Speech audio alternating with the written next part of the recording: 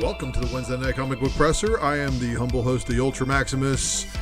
And, me too, Dave, me too. Dave Collects in the house, too. Uzumaki, G-Money, Mr. Eric S. Hurd. All you guys showing your support. I appreciate you showing up live for the show. And don't forget to smash that thumbs up. Don't forget to subscribe. Don't forget to hit that comment button if you're leaving me a comment after you're watching a rewind. And I'll have to do that, Nate. I'll definitely do that. Thank you for that recommendation. Don't forget to like and share the video, everybody. And we're bleeding subscribers, but that just means my haters are unsubscribing from their alt accounts, which is fine, because they just wanted to see me get over 1,000, and I made it. Thank you again for joining us. Mr. Hurd S. Eric in the live chat, of course, is the man responsible for this wonderful logo here. So if you guys need some logo work, make sure to hit my man up there. He's good peoples. And of course, don't forget to check out the t-shirt store.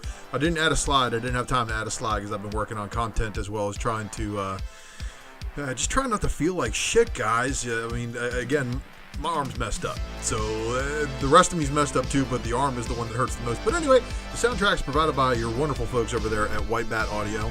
And of course, if you do like their tunes, make sure you give them a holler by subscribing or checking them out, whitebataudio.com. They also got a Spotify. But you guys are the greatest because we are above 1,000 subscribers here in this channel, which means if you are watching commercials on my channel and supporting the channel, I appreciate it very, very much. One day, YouTube will generate a paycheck. And the Ultra Box, guys, I want to remind y'all, I'm still adding books. The Ultra Box is not done being packed with stuff. So once I actually get it all together and get the website set up for the entry and all that other stuff, we're going to have a final video showing you all what's in it. And you guys are going to like what's in the box. What's in the box, man? It's going to be better than 7, man. Because, there was only a head in that one. All right, so the Comic Barricade, of course, .com is our wonderful sponsorship buddies over there that are giving you this wonderful thing that keeps your comic books upright when you are sorting them through your long or short boxes. The cardboard ones, especially, if you're adjusting and throwing them around and they're not quite full, you need these Comic Barricades in there, at least 2 per box if you're not going to be, keeping them off the walls completely. But we all do funny things to try to keep our books upright, but you know what? This is one of the easiest, best things that ever been made, and you can use that code ULTRA, get yourself 10% off that order. Make sure you hit them up and use that code, and I appreciate you for doing so. And of course, shout out to Wanted Comics for all they do. And of course, if you guys aren't hitting them up for exclusives, and you guys of course aren't seeing them in your back issue shopping on eBay, you are doing yourself a disservice. Drew is one of the best comic book sellers in the business, has been taking care of people for decades now, so make sure you hit him up. And of course, again, guys, click that notification bell for notifications. If you did not get the notification for when this show goes live, my live times do tend to vary depending on how life is going. I'm a father, I'm a husband, and I'm a pet daddy too. So I'm a cat daddy and a dog daddy. So, I got a lot of responsibilities outside of making comic book content for you guys. But you know what? I'm doing it because I know you guys love me for doing this stuff, and I really appreciate all of your support. So make sure you do share this with like-minded comic book friends, and let's get that subscriber count up to the 2K mark. We've broached 1K. Let's hit 2K. And of course, follows are always appreciated, whether it be on Facebook, IG, or Twitter. Now let's get to this content, because you guys don't want to watch that kind of stuff. But of course, Super Chat is of course active if you feel like being frisky.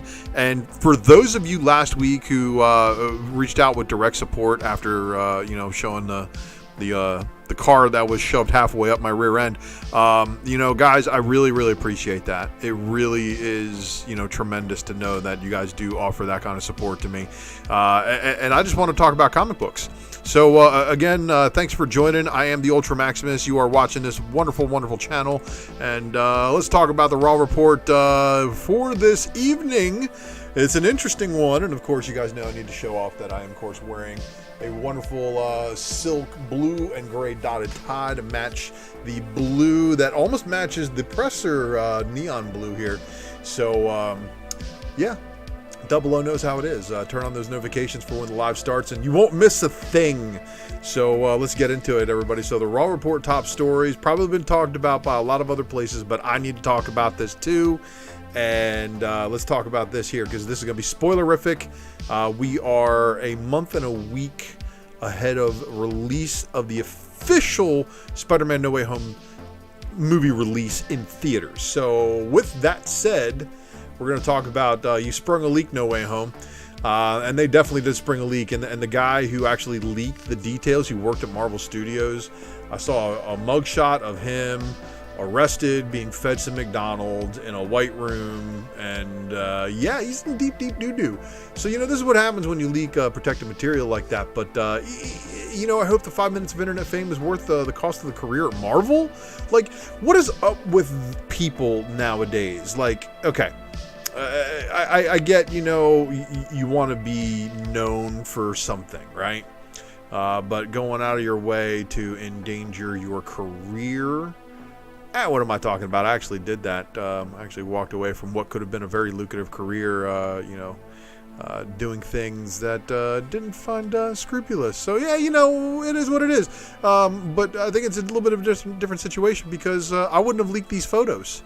These are set photos, supposedly, and there's been a lot of people talking about how legit these are. So Tobey Maguire, Andrew Garfield, and Tom Holland all making an appearance together.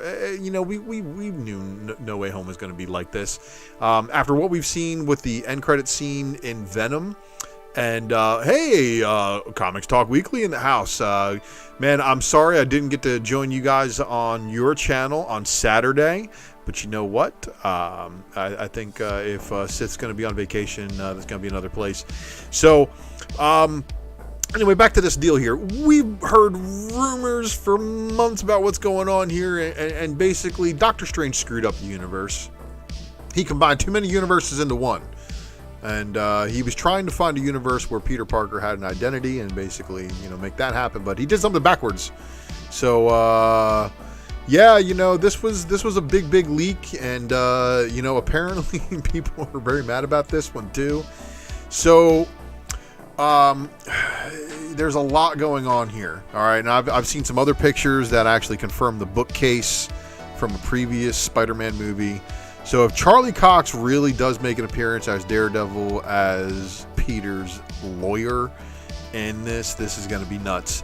But the John Campea show, of course, is the one who broke this news. So he's the one who's got his watermark all over the pictures.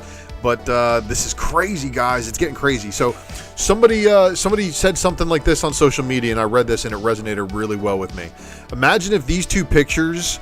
If this first one was basically Tony doing the snap with the Infinity Gauntlet, and then this one was Cap holding Mjolnir from Endgame, and this happened a month before Endgame came out, how pissed would you guys have been? These two things are leaked and all over the place, so I figured that it's going to be one of those things. And look, this movie's coming out on a good day, 8 days before Christmas. But with so much speculation about what's in the movie already, we don't even know if these are real. But there's a lot of people who are claiming them to be very real. So tread lightly, spec lightly. If you're specking on Daredevil and him appearing, you never know. You really never do know. But this is the one that's like going crazy. And again, how would you guys feel if this was Endgame getting spoiled by two pictures? Would you be okay with that? Would you be upset at that? Leave me a comment below. Let me know. And of course, you guys in the live chat can light it up and let me know how you feel about that. But this was these were two crazy big leaks. So like I said, leave me a comment below. Let me know what you think about that. And if you think they are real, and we've got basically 5 weeks until we find out for sure. So, all right. Now I know what you guys came for, and this is the goods. This is the stuff right here. So Static Season 1, number 4, the Akira variant. This is a book that some stores got last week and other stores did not, or they got this but not the A cover. So the A cover hit shelves this week. This is one of those situations. Did the market not having the A cover, allowing them to release it in certain places. Some stores sold it. So this is how some of this book was. This book was apparently selling for $30 plus last week. So it's getting to be a crazy time in distribution. Where does distribution cause the rarity, which caused the price spike? That's the question. So were you guys able to pick any of those up? I don't know. Did Ultra pick those up? Maybe tune into a Raw report and find out. But my runner-up for Book of the Week, I'll give you 2 reasons why. Art Adams and Strange Academy new appearance. What'd you think I was going to say the 2 reasons were? Anyway, Art Adams doing a magic variant right here for Strange Academy number 13. It was open order as well. Sickos. Anyway, Book of the Week, though, is going to be Eternals number 7, 1 in 50 Momoko Virgin variant. And I know Dave Collects is going, spinning back over, head over heels doing backflips, talking about how much he loves Peach Momoko. So this one right here, Momoko did right. You know why she did right? And here we go, Dave. Peach did great on this one because the gauntlet is indeed a lefty, not a righty, which has been mistaken by a lot of artists in the past. So it's crazy, man. So not only is this cover sick, but stick around. We're going to find out a little bit of the guts in the read pile as to why I have that one on my Book of the Week, and we'll talk about that a little bit more later after we get through the publishers.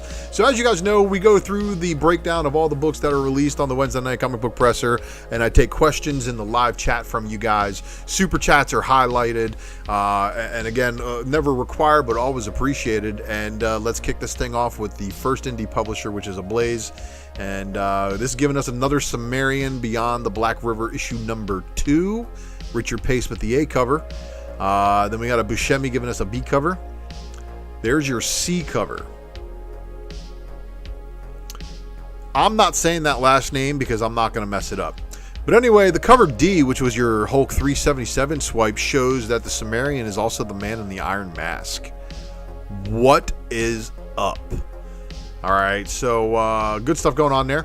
Cover E, 10 copy incentive by Pace is the version of that one. And then here's the cover F, which is the 20 copy version of that one. And then the 30 copy isn't quite virginized 100%. It just says Sumerian on the top of it, which is pretty cool. So good on you, Ablaze, for doing the good homages still to this day. And I think that's going to be Ablaze's claim to fame outside of things like Unsacred. So, yeah,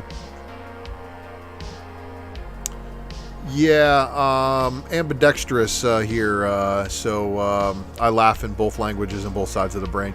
AC Comics also gives me FemForce number 194, and that's going to be the only one from AC Comics. And then Action Lab Danger Zone, giving us S Factor number 3. All right, got a bunch of left-handers in the chat tonight. Anyway, Action Lab, the non-danger zone, which means the non-risque stuff, is giving us Citizen number 3 and Hath No Fury number 2. Aftershock is shattering your expectations, and My Date with Monsters number 1, cover A, Andy McDonald. Of course, there being an Aftershock book, there's going to be a free 15 copy incentive, as they're saying it's free for the stores, but not for you. All right. So, yeah, let's get on to Ahoy, which is going to give us Edgar Allan Poe's Snifter of Death, number 2. And this is a Merry Po Christmas. And apparently, Snelson Comedy is dying. Number 4 or 5. All right. We are on to Archie, and that's going to give us Archie and Friends Christmas Calamity number 1. And then they're going to give us this Jumbo Comics Digest number 5, taunting the 80th anniversary. You know, J2, at first, my man, I thought you said stay goulash. Because goulash is one of my favorite German cuisines, and my mother-in-law actually just sent me some packets, and they came straight from like Hungary or wherever they're produced. They're in a foreign language and everything. for the seasoning packets at least, because I have to make it from scratch. But yeah, man. Atlantis Studios giving us Fallen Star number 1 of 3. So very unique looking cover here. She's apparently got some powers. And I was checking out their website. They actually have only a very few limited amount of books. Yeah, but okay. So we're going to debate this. German goulash is a red sauce with steak served over top of spatzel. So I'm telling you, there's different ways of making it. Sometimes you'll find it served with carrots. Sometimes you'll find it without carrots. But it's green and red peppers and a red sauce. Very heavy on paprika. And yeah, it's kind of like that dish that Scarlet Witch was making. But yeah, you know, or Vision was making for Scarlet Witch. But Artists, Writers, and Artisans giving us Out number 2. And then Telepaths number 3. Yeah, I'm super hungry right now, and I'm gonna need to see about what we've got in the supplies, so you know, we can make it in the house here. Because now I'm hungry. Steak. I mean, what grown man does not, you know, who's still eating meat, doesn't like appreciate good steak, right? But anyway, Telepaths, issue number 3 of 6. And over here on Artists, Writers, and Artisans, and that is going to drop it off. So, an Oma is your grandmother. Yeah, man. Yep. So, Black Mask is giving us God Killer Tomorrow's Ashes number 1, 4th printing, cover A. And you know what? I had to go hunting in order to find this one, and this isn't even the uncensored version of it. So, God Killer Tomorrow's Ashes number 1, 4th printing, had a B cover by Maria Levette. That was black bag and censored. Uncensored underneath the bag, of course. And did you guys see this one anywhere today? Because I didn't. And, you know, they still got a lot of God Killer Tomorrow's Ashes at my LCS, but they don't have the previous volume. So, makes me wonder, like, you know, are all these later printings going to people who did not catch the first wave of printings? And maybe the books aren't actually just rare, they're just regionally rare, because a lot of people are jumping onto a book. When a book's a good read like this is bound to happen, but this is definitely getting something crazy. Hey man, J2, I feel like I need to learn something every day or my day's not successful. So I try to educate myself with some new fact or useless information. And of course I'm a dad, and that's going to come in handy one day. When you know, when TikTok's not so full of you know, spyware and stuff like that, maybe I'll be that guy who goes, "Dude, you know," and starts dropping some good TikToks. But anyway, Billy the Kit, number 2. That is the only one from this publisher. We are on to Boundless, and Boundless is going to give you a 5-pack. So they're going to make you buy 5 copies, and this is the Lady Death Bondage cover bag set. So it's a 5 count. I think there's actually 5 different covers, but I'm not really 100% sure on that one. I didn't even see that one on the LCS shelf today.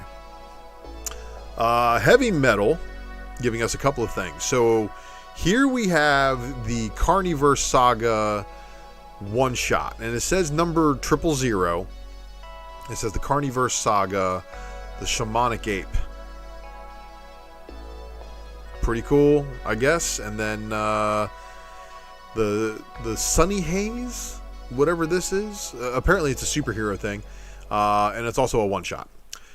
Then we have Never Never going back for a second print, and this is Never Never number 1 of 5 and their second printing. Looks like a very twisted Peter Pan. But Oni Press giving us, of course, the Rick and Morty that we all wanted, I guess, and there's the corporate assets. Do you guys like that they're doing these miniseries things? Rick and Morty corporate assets number 1, cover B. You know, I don't know if it's making people I don't know if it's making people want to buy them just because they're number ones, but this cover is really, really cool. Because this is, of course, if you guys watched the first season of the cartoon, there was basically Morty's on the shelf that Rick had to go get a new one for. This show's twisted, man. Anyway, Scout Comics giving us a bunch of good stuff here. We had Headless number 1, which is, not Rick and Morty corporate assets, which is what I copied it from, and I forgot to copy the text. But nope, that's Headless number 1. And it's season 2, actually, but season 2, number 1 of a 3-issue miniseries. And cover B is going to be your 10-copy incentive variant. But there was also North End season 2, number 1, and their incentive. And then there was also Providence of Secrets number 1, cover A. Now, I live so close to Scout here in Florida that we have a situation where most of these books I see a week before you guys do on these lists. But Providence of Secrets also had a 10-copy Federici Unlocked variant. And what I'm also noticing is that a lot of times they're going to have a Scout exclusive. They may also have a VHS exclusive. And you want to be on the lookout asking your LCS if they qualify for those if you are into these titles. So good luck to you on that one. Titan Comics giving us some goods here, and we've got Horizon Zero Dawn Liberation number 3, cover A. Cover B, that's the game art variant, and then the cover C, and then your cover D is a black and white sketch of the cover C, but it's your FOC sketch variant. Rudy, I appreciate you. I'm just trying to drop the knowledge so you guys can, find this stuff, because it's crazy trying to keep track of it. And it's just crazy trying to keep track of it, just trying to order it in the first place, which is the reason why the secret variant was basically done, just so I could, understand the books that are coming out. But stick around for the end of the show here, and I got a review of FOC too. So, but Horizon Zero Dawn also dropped as Liberation Con Special Edition. But the limited edition convention special apparently was orderable. So I don't know what's up with this title. I know it's a video game based title. So if you are into this kind of stuff and you think Horizon Zero Dawn has its long-term spec potential, or if it's just something you want to collect, you just ask your store what's up with that one. Life is Strange, Settling Dust number 2, of course, of the 4-issue miniseries. And this is apparently also a video game. And I asked Dennis Barger of Wonderworld Comics. Shout out to Dennis. He actually gave a full breakdown of all this Life is Strange stuff. His kid knows about it. It's a very unique game, obviously. It's got some girl on girl. So cover C, Leonardi. And then your cover D, your Thorogood. That's going to wrap it up for the Titan books. Uncivilized giving us 2 books. Ginseng Roots number 9. And this is an Eisner nominee book. So this is a book that I'm definitely going to have to go back and read. And then Ex Libris graphic novel. So this one was a graphic novel that they put in here, but I don't think it's actually been broken down into individual issues, and I think this is the only way you can get it, which is the reason why I wanted to put it on here, but after the comic book style. That's the reason why it's out of order. But you know what? I think I got to have a whole bunch of books out of order tonight just because of the way I was copying and pasting, but I got them. I'm pretty sure I got them. So Vault, Witchblood number 8, cover A. And then I went digging right before we went live here, and I was able to find a store that actually had these covers. But cover B, and then the cover C for Witchblood number 8. And that's crazy looking stuff right there for you Witchblood collectors, because those are the ones that are in the black bags, I believe. Or those are the ones that just did not show the artwork for at all until I showed it to you here. Zenoscope giving us a pretty big week. Tales of Terror Quarterly, Bachelorette Party. So, hey Lady Death, thanks for coming to party, but did you have to kill the bride? I mean, maybe you could have took the bridesmaid that was cheating with the soon-to-be groom. But here's your cover B by Romero, and there's your cover C by De Pascal, and then your cover D. These are all phenomenal. I mean, Lady Death paintings and stuff like that. And then Ben Helsing, The Return to the League of Monsters, cover A, cover B, and cover C. That's going to wrap it up for the Zenoscope stuff. Boom Studios has given us Magic the Gathering, number 8. I'll give you a cover B. Hidden Spark variant is what this one's called. Hey, Patrick, yeah, I'm still feeling it, but I don't know about better. But thank you for checking in, buddy. I appreciate it, man. Honestly, just doing this podcast, doing the slides sucks. My arm hurts, for sure. My neck killing me. But when I'm actually on the show, doing the cast itself, this gives me a break, and it gives my mind it lets me forget about numbness and tingling and just all sorts of other just stuff that's wrong with me. Because, again, I wake up every day now and I'm like, it's a shorter list of what's not hurting than what is. So, but appreciate you checking in, man. I really do. Magic the Gathering, of course, giving us more covers. They got a 10 copy incentive here for you. They got a 25 copy incentive by Mortar, and then, of course, there's another 50 copy incentive. This is the virginized one of the 25 copy. Are your stores still ordering 50 copies of Magic the Gathering now that we're 8 issues in? Probably not. So I'd check that out. Just see what's up with your LCS and see how they're looking. Mammo number 5 giving us just the cover A, and then they virginized it for their incentive for their 10 copy. So there it is, man. Mighty Morphin number 13, and this is a combination of 2 covers, and you'll see what I'm talking about in just a second. Here's your cover B, which is your legacy variant, telling us the legacy numbering is actually at issue 80. Cover C is your 10 copy incentive from Inyukli, and what I said, it was a combination. You'll see in just a second, because here's your 15 copy, which is a virginized of your cover B, and then the Montez variant is your 25 copy, which is a combination of the other 2 of the A. This is how the A cover gets the background art. But they also did this FOC variant by Del Mundo, and then they did a black and white virgin reveal. They call it the reveal variant. So the reveal, I guess, is the 2 colored items, which is the planets and how they're connected. And then Mighty Morphin number 13, cover H, was the unlockable variant by Montez, which of course shows the Blue Ranger Billy. Regarding matter of Oswald's body number 1, we've got a bunch of covers here. So there was this 25 copy incentive, and then there was also this FOC reveal variant, but then there was also this cover D incentive. So anybody check this one out? Anybody read it? All right, so Dark Horse Comics giving us Maze Book number 3 with cover A by Jeff Lemire, which is delivering, of course, with another maze on the cover. And then cover B also not too shabby. No One Left to Fight 2, number 2 of 5, cover A. And then here's your cover B. So, of course, this is based on another video game. And it says the comic you always wanted, so you know that's absolutely not true. Unbelievable Unteen's World of Black Hammer, number 4, cover A. And, of course, anything Black Hammer is regarded as some of the best comic book superhero books written right now. Leave me a comment below or light up the live chat. Let me know what you think of that. But the Unbelievable Unteen's World of Black Hammer number 4 did deliver on this cover B as well.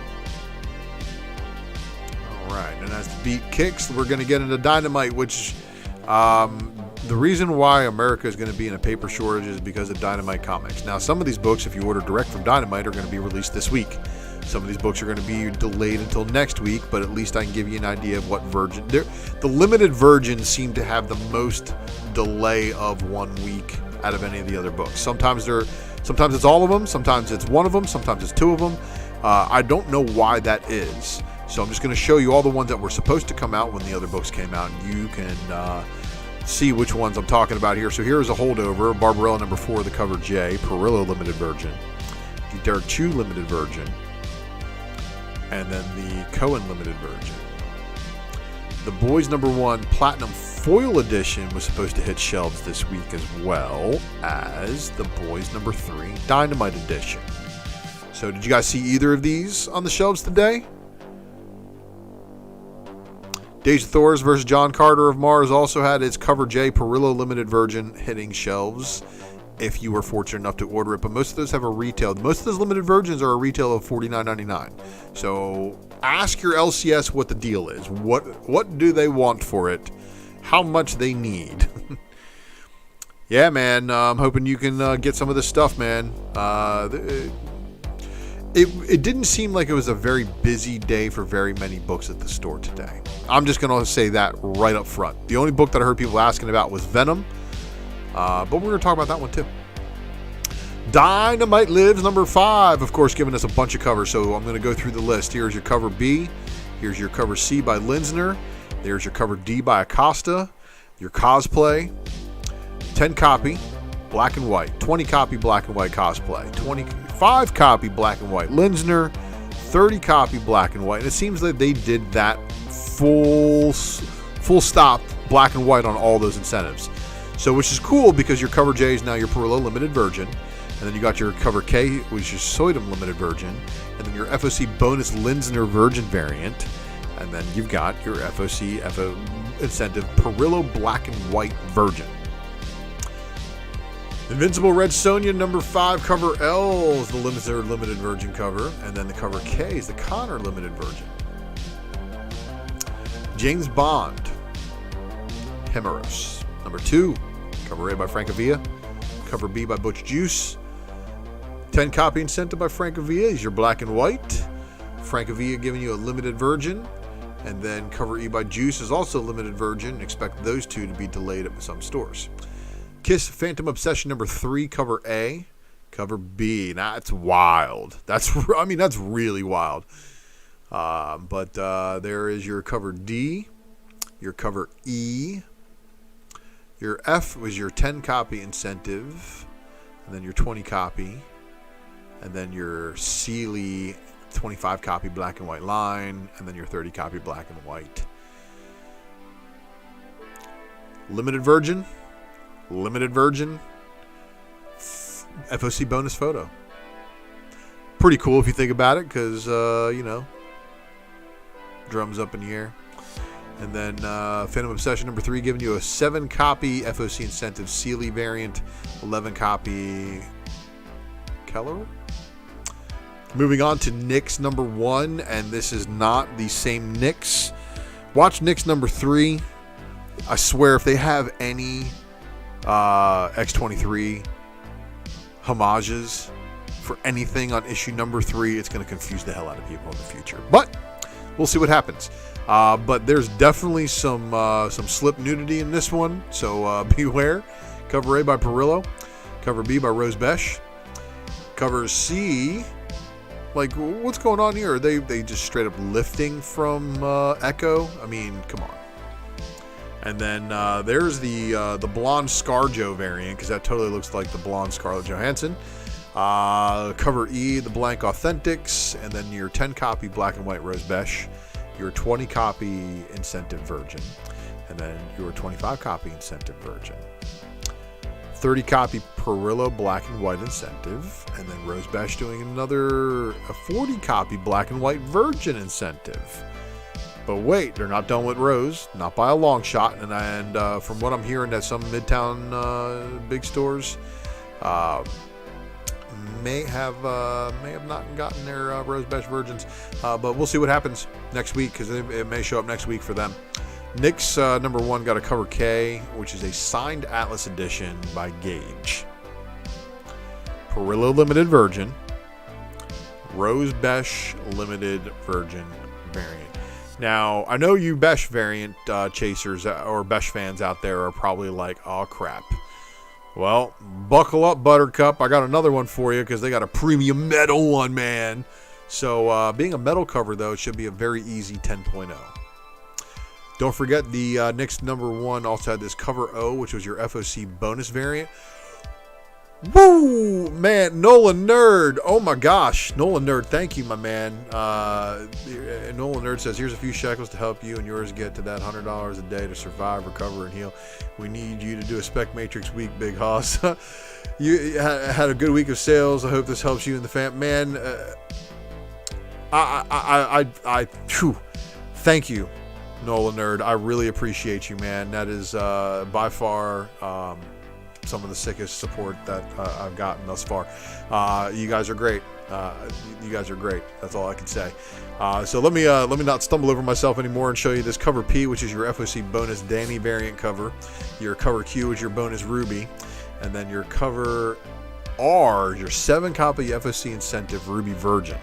And then you're going to have an FOC 11-copy bonus variant, which is just the black and white of the open order color variant. So you just Scarlett Johansson in black and white, everybody.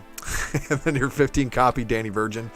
And then we're on to Sonya Versal number 9. So cover A by Perillo, cover B by Linsner, cover C by Lee and Cheong, of course, don't forget the second half. Cover D by Yoon, cover E by Cosplay, and then 10-copy incentive by Linsner, black and white, and then your 15-copy incentive by Lee, black and white, and then your 20-copy Yoon, black and white, 25-copy black and white. And Mel V is not wrong. Dynamite has the best cosplay variants.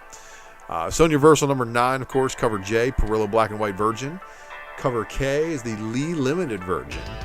And cover L is your Linsner Limited Virgin variant. Cover M, Perillo Limited Virgin. And cover N, FOC bonus, Linsner Grayscale Virgin. So there's a lot of covers for this one. 7-copy incentive is going to be your cosplay Virgin. And then we are on to Vampirilla number 25. Now, this is a very, very, very big issue for the Vampirilla story. Did I know that there was a story here? No, not really. But I did read the synopsis. And Perillo, my man, my God, dude. Okay, so Vampirilla number 25 is the marriage between Vampirilla and Dracula.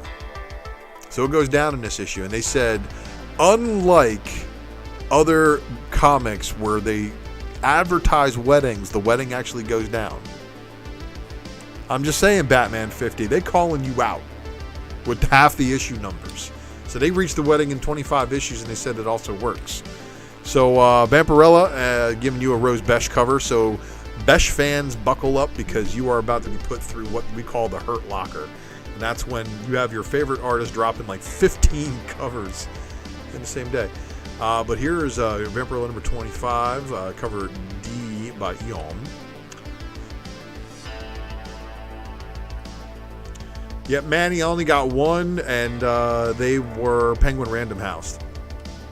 So Vampirilla 25, cover E, Cosplay, is one of Comics Main's favorite covers. Shout out to Comics Main.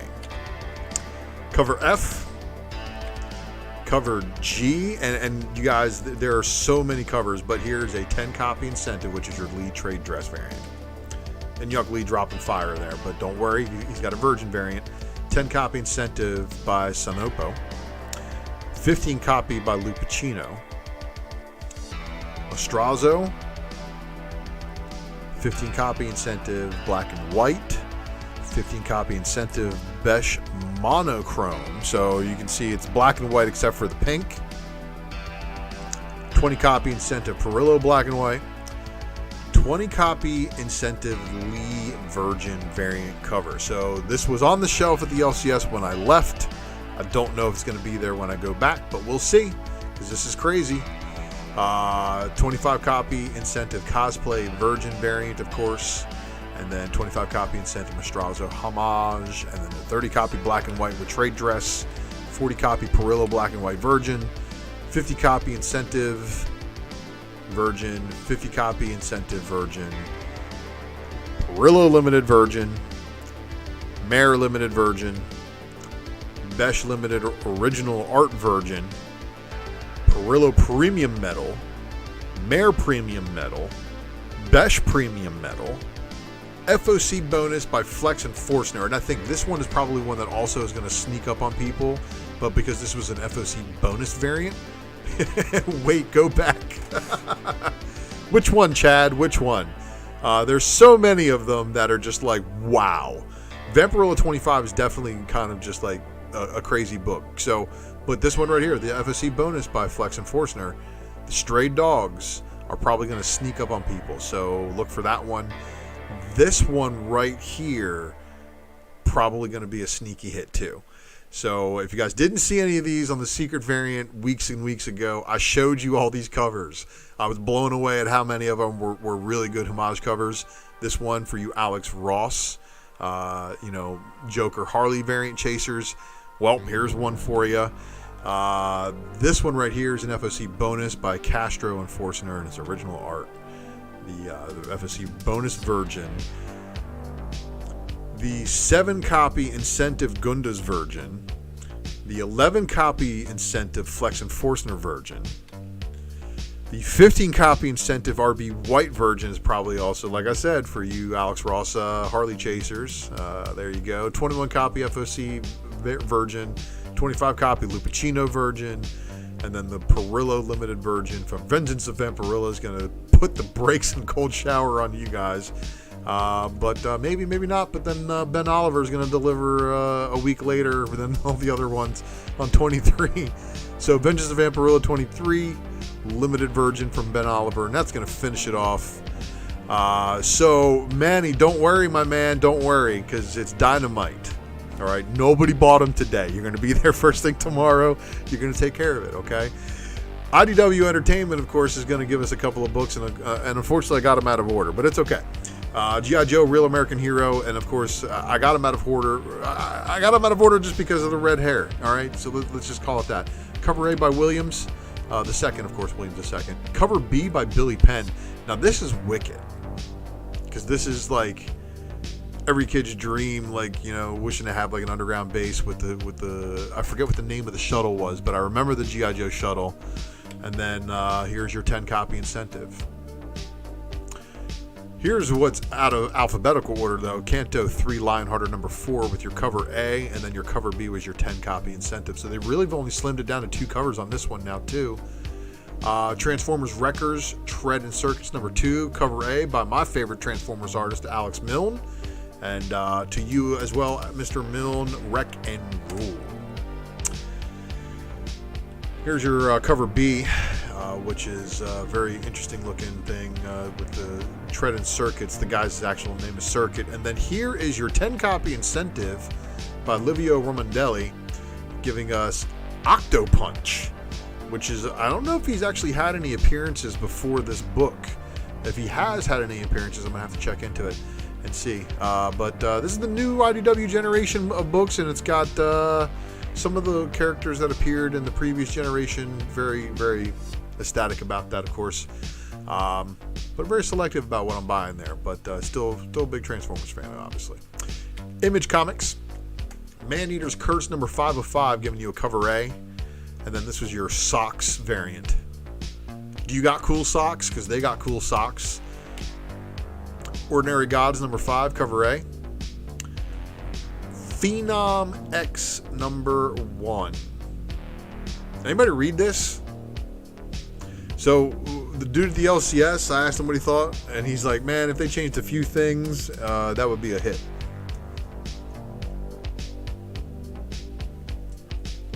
So if you read Phenom X, leave me a comment below. And if you guys are in the live chat and you read it, let me know what you think. But Todd McFarlane, of course, he's obviously not an Apple user. You know how I know? Because he drew this on a Samsung Note and then hit the screen cap and then sent it in. And that is how somebody phones it in the 2020s, by drawing it on their phone. So shout out to you, McFarlane. Your artwork is obviously recognizable, and it's definitely there. But then they were like, oh, you know what? We're going to give you a 25-copy incentive. And then they said, you know what? We're going to do even better. We're going to give you a 1 in 250 incentive signed by John Leguizamo.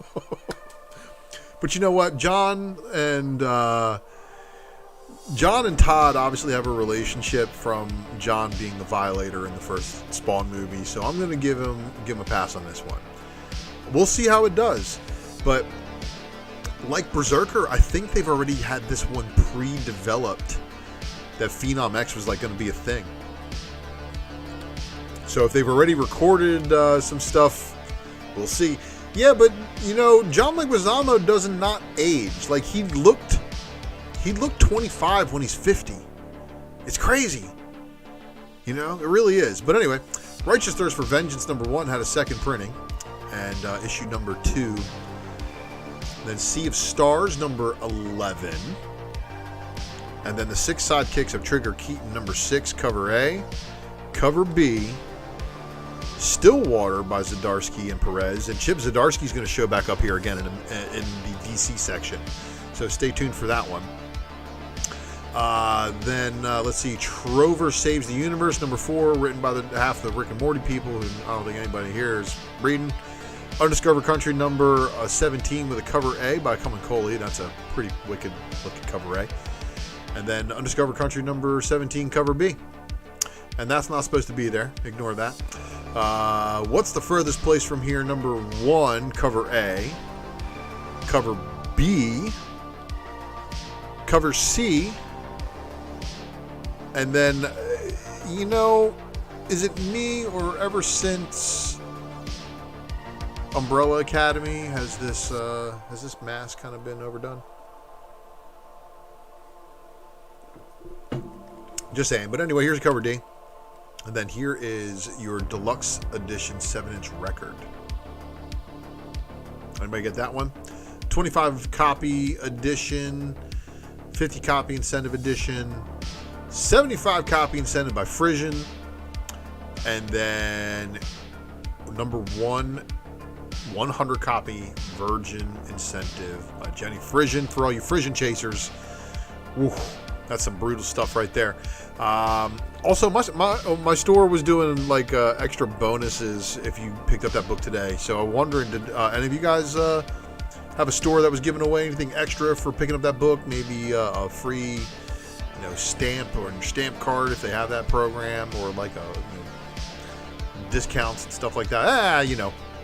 Anyway, DC giving us a bunch of books. So as I said, we got some good stuff coming up here. But Action Comics 1036, continuing with this Superman and Authority story. And here is the Tedesco variant cover. Classic Superman right there. That's awesome looking, isn't it? Rocking my haircut. Just flash back real quick. Yep, that's my haircut. Batman Scooby-Doo Mysteries number 8.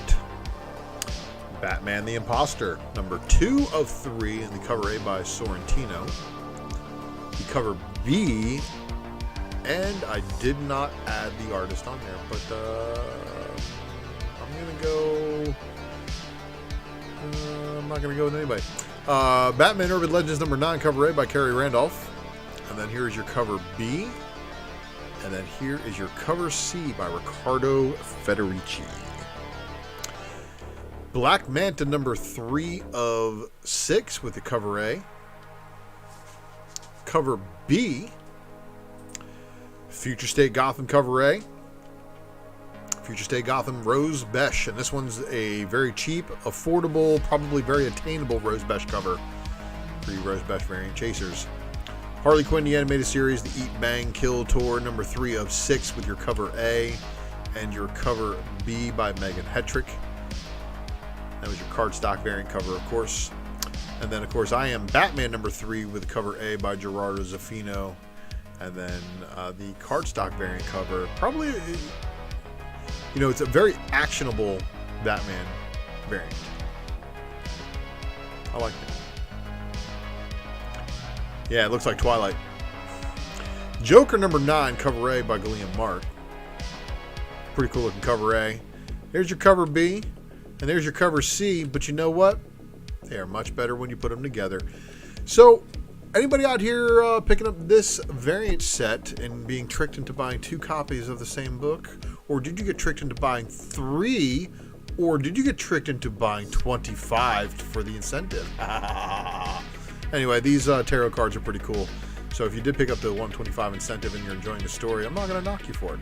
It's apparently pretty good. There's a lot of people who do think that the Joker book is paying off as far as story-wise. Anyway, Justice League, The Last Ride, number 7 of 7. And I said earlier something about Mr. Chip Zdarsky. He doesn't do variants very often, okay? So if you are a fan of Chip Zdarsky's artwork, well, he's not a bad artist at all. I did dig his Star-Lord variant that he did way back in the day. Now it's way back in the day. It's like 4 or 5 years ago. But anyway, Justice League Last Ride, number 7 of 7 with the Zdarsky cardstock variant cover. And then, of course, Pennyworth, number 4 of the 7-issue miniseries. And then today, Robin and Batman. You know, Mojo, the Batman 118 is on FOC. So we'll see. But Robin and Batman number 1 giving you a bunch of covers. Now, this is very interesting because, of course, it should always be the shorter name followed by the longer name. Like, if you're listing things out, it wouldn't be Optimus Prime and Megatron. It would be Megatron and Optimus Prime.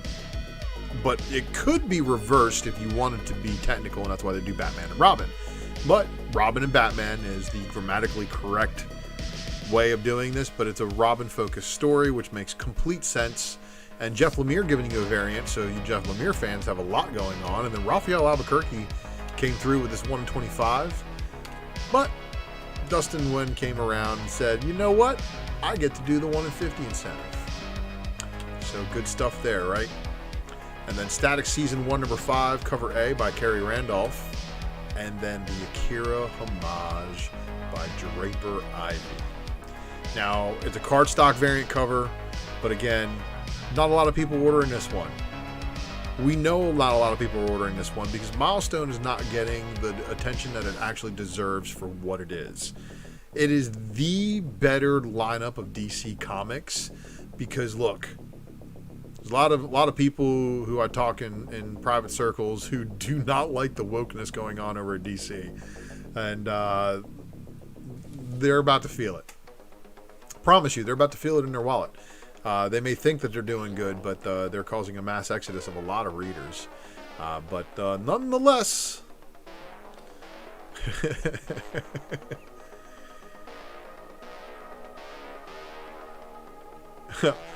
Yeah, Static number 4. This is one of those books that it was not on the shelf, but he had his 3 copies next to the register. And I was like, are you kidding me? I looked right at him. I looked at this book. I was like, you kidding me? These are covered? Because last week, again, some people got these and decided to sell them because other stores didn't get them. So again, this is where I'm wondering, is it going to be a situation where, is it going to be a situation where the rarity was false for a week and then it gets supplied? Or is it really legit? Like everybody got their copies last week and then nobody got new copies this week. So that's it. That's out there. And everybody looking for them this week. If they're lucky enough to get them, you're lucky enough to get them. Titans United number 3 of 7. And then the new hard cardstock variant cover for Beast Boy. This is good stuff right here. All of the, a couple of the different things that it changes into. Good stuff. Wonder Woman 781 giving us the Terry Dodson and Rachel Dodson cover A. And then the TK cardstock variant cover. So the variant covers I haven't been picking these up. Like they haven't been giving me the Wonder Woman variant covers for like the last couple of issues. And I've been like, what's going on here? So then they threw this one in today, and I was like, put it back. But this is good stuff right here. Marvel Comics, everybody. So we are into the final of the premier publishers, which means we're just getting the show warmed up. So smash that like button if you haven't done so already. Share it with a friend. We're going to get into the news and some spec matrix inside my head from the releases of this week and the past FOC. Then we're going to get into the read pile and some other news. So stick around. Got still a ton of show for you tonight. Alien number 8.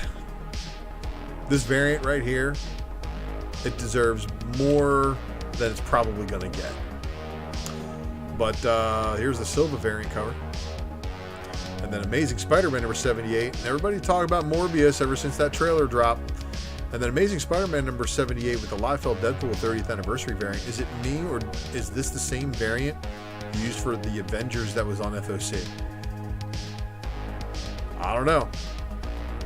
This one was a popular book amongst people today. The 10th anniversary Miles variant, showing basically like Venomized Miles, but still in his old costume. Avengers Tech On number 4 of 6, and then here is the Momoko variant cover. Deadpool Black, White, and Blood number 4 of the 4-issue miniseries, and there's your Ryan Brown A cover. Knocked it out the park.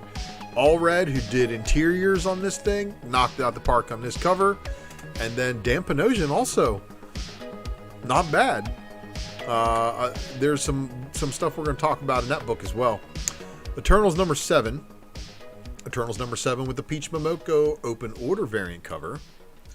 The Henry MCU variant. And then the Lozano MCU variant. The Todd Nauck getting a headshot variant cover. Now, this one's kind of crazy because look at that design there on the left. Looks awfully familiar. The Delphan Brothers and Domo. And then we have the Momoko Virgin variant cover. So this was a 50 copy incentive. It did sell out pretty early on some of the larger online retailers, but it's around, especially coming hot off of the week after the Eternals released in theaters. I have not yet seen it. Oh man, I need to do I need to take a day off and just go see 2 movies, but I don't think that's going to happen. Might not happen anytime soon, to be honest, so I might have to just wait for them all to hit Disney+. But Excalibur number 25 dropped today, and then, of course, Excalibur with a Peach Momoko Jubilee variant cover. The only thing it's missing is Bubblegum. Hellions number 17, the A cover, has a very interesting character on it. The JTC variant. Now, unlike last week's Wolverine John Tyler Christopher variant, this one was not a 1 in 25 incentive, but was an open order.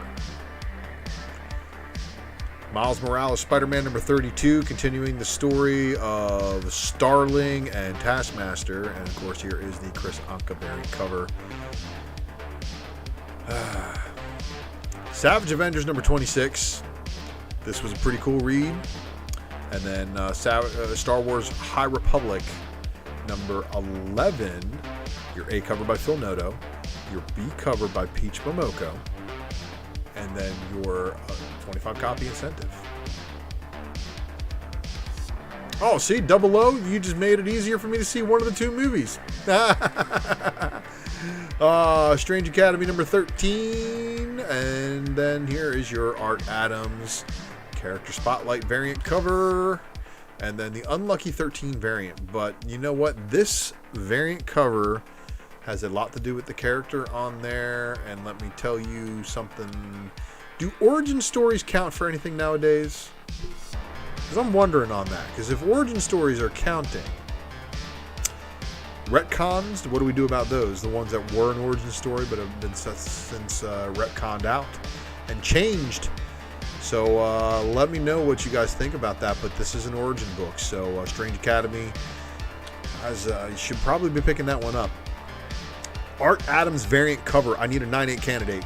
Didn't get one today, but I got a copy, if you know what I mean. The Thing number 1, and then the Bermejo variant cover, which unfortunately, my buddy Mel V said it best. He said, "Why didn't they leave the background white and just put the trade dress on it?" And you know what? They didn't. They changed it to like a weird looking green.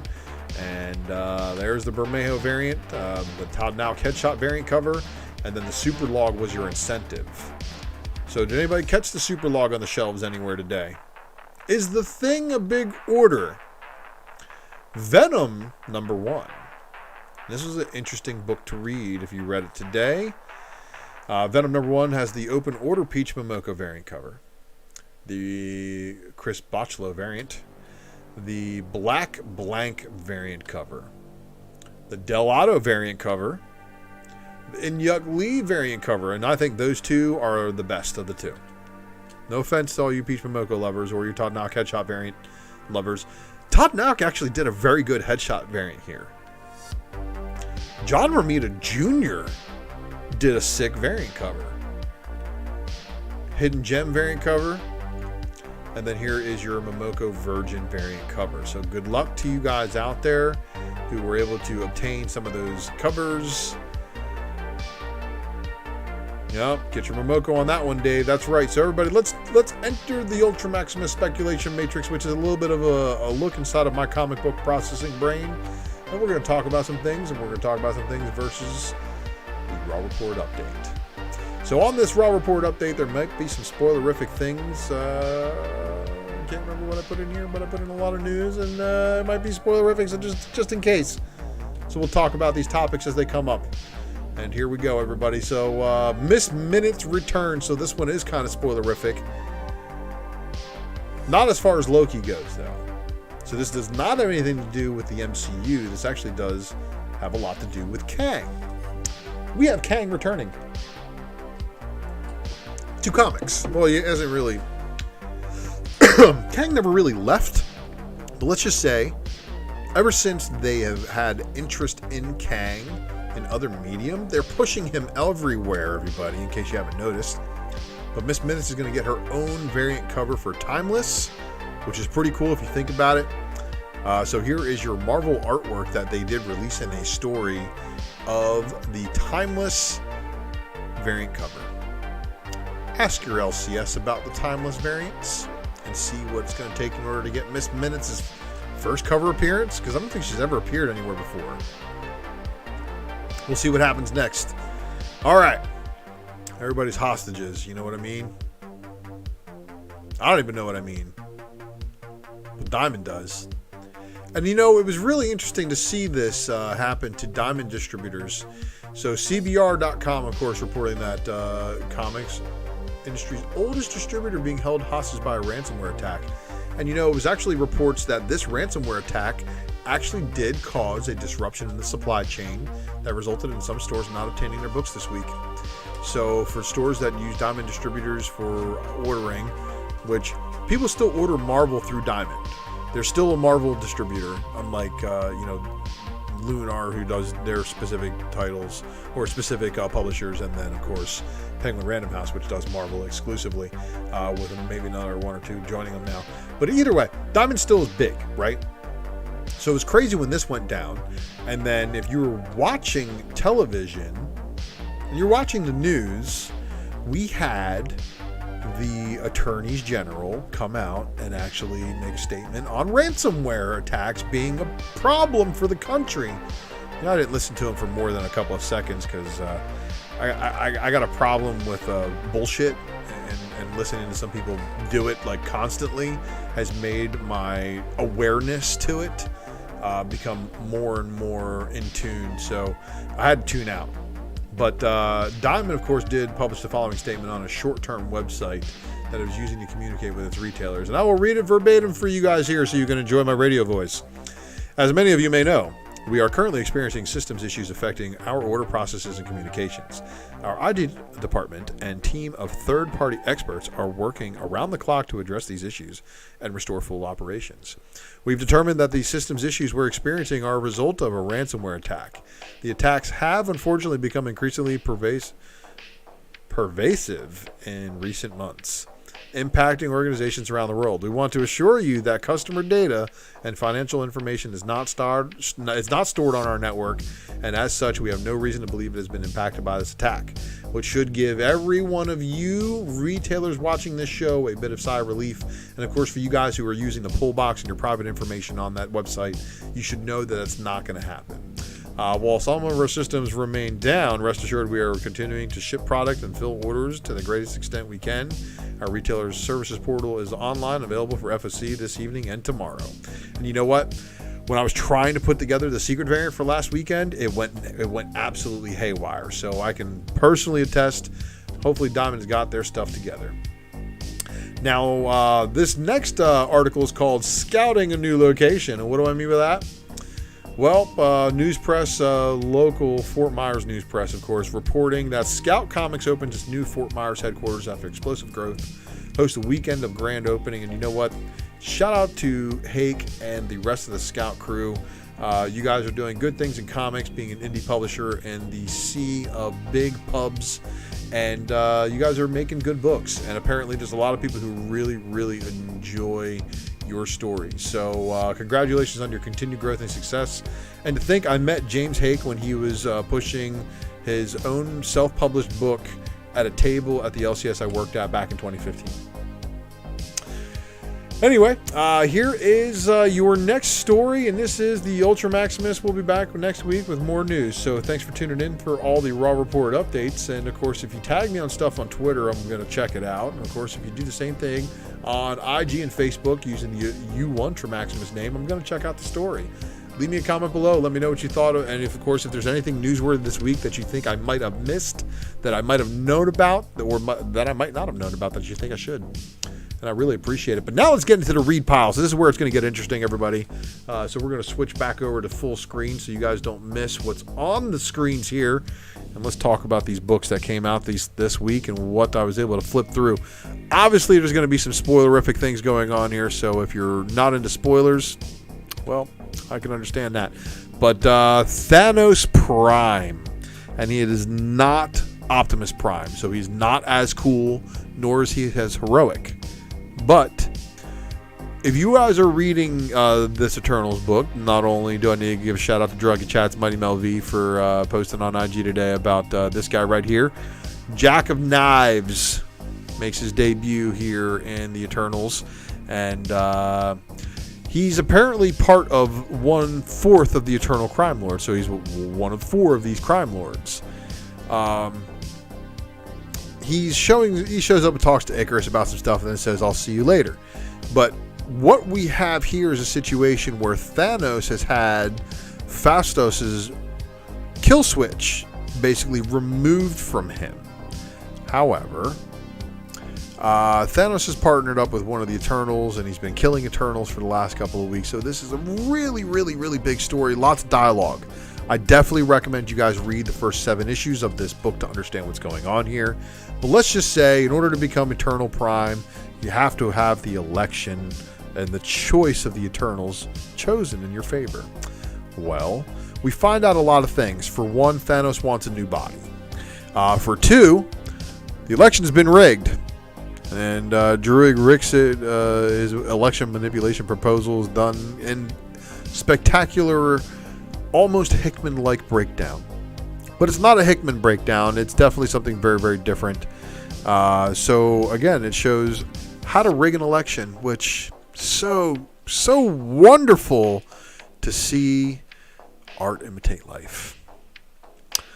But what we see here is, of course, Thanos showing that he is part of the Eternals, and the Eternals, I guess, are trying to outline that the Celestials have done this kind of hive mind thing in multiple places, kind of like the Kree, what the Kree had, and, you know, the Kree omni-intelligence and stuff like that. So Eternals basically have their own version of that, but Thanos emerges from it, fights his uncle, murders him, and then goes, you know, is asked by Druig, what's next, Lord Thanos? And he goes, well, this. He's like, I'm not going to sit around here and listen to somebody who has the kill switch copied. He's like, I know you got the kill switch. You know, you Eternals, you all try too hard. So he murks him and then does whatever Thanos wants. So Eternals is just now starting to heat up, and I'm wondering if they have any way of showing the connections to Thanos in the movie. But I see the way they're trying to alter it in the comics to warrant them not showing up in the movie. Now, we have a first appearance in Strange Academy number 13 as well. Not only do we have an origin of one of the main characters that was really wicked, we also have this gentleman showing up from Doctor Strange, issue number 1 from 2015. So all those variants are in play again. But this guy's locked in the basement by Doctor Strange, and he basically gets interrogated by one of the students, and she does some magic for him. And as you guys know, this guy was trying to destroy magic and kill magic. That was his purpose. But we have the first appearance of the man known as Gas Lamp. Now, he shows up, he speaks, he's in 2 panels. You're going to have everybody trying to claim it's not a full appearance. I'm sorry, he appears. But what they are going to do is 2 issues later, they're going to give Gas Lamp the cover, A, by Humberto Ramos.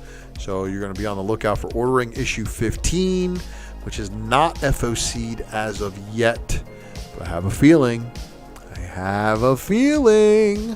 issue 15 is going to get popular. Issue 14, according to the synopsis, is also quite popular. So there's that. Savage Avengers. If you guys aren't keeping up with this, Conan got killed. He got murked. And Crom gave no shits. 0. Zilch. None. Crom said, you know what, Conan, you're going to die. So however many times Conan has died in a time stream, Crom just lets him. And lets him return to the forest, where he'll never touch man nor beast ever again. Now this is where it gets wild, as Cullen Gath senses Kang's magic, and you know what, rips off his face. Then goes looking for him, but you know what he doesn't find is back where it all started. It all began in the Savage Land with all the Savage Avengers. Yeah, Cullen Gath basically gets his jaw ripped off by Doom in one of the most epic Doom moments ever. But Cullen Gath is obviously, like, let's just be honest, he's no bitch. He is definitely taking it to the Avengers, giving them the business. There's a lot of other Avengers that show up in here. It is an absolute bloodbath of an issue, but it's not over yet. It is to be concluded, and here is Cullen Gath basically saying that, you know what, I'm going to take the whole planet with me. Interesting stuff. Cullen Gath is he's not exactly a weak wizard. Deadpool, Black, White, and Blood. And this book has 2 first appearances in it. How strong they are, in my humble opinion, not very. But I know some people are probably going to eat this one up. So, hello, Deadpool. I'm Disposer. So this guy's name is Disposer, and he emits disposing fluid. He's also pretty strong, apparently. But this right here is Sakura Spider on the right-hand side. So it's another female Spider Girl. The helmet is wild. Her hair... the helmet never closes, basically. The face is always there. And Sakura Spider and the Disposer, everybody first appearing in that there book. But the talk of the week, the one that everybody was really after, because, of course, there's some big, big things going on in here. Venom number 1. Now, we see the book open with some weird stuff going on, and then turning back and showing. Here is Eddie in a different symbiote. So he's basically telecommuting in space right now. But what he does is he goes onto this ship. Now, while he's on this ship, one of the symbiotes is showing red eyes. Like, what the hell, man? So the red eye guy is apparently a symbiote from the future, and he tells Eddie something's coming. Eddie disposes of the scrolls on the inside, finds the dead people, but we are Venom is what he gets to say in his trademark line. But it's definitely a very different version of Venom, since the symbiote that is Venom is back on Earth. That symbiote is basically there with Eddie, and Eddie is going through some things in a hotel room, seeing the time stream, looking through time at a different pace. We see this guy, a red symbiote on the right named Bedlam. Right, so there was a lot of talk in this book about some things that should never be done, and it basically like retconned Venom 200. It was like, basically like Dylan and the symbiote had not combined as of yet.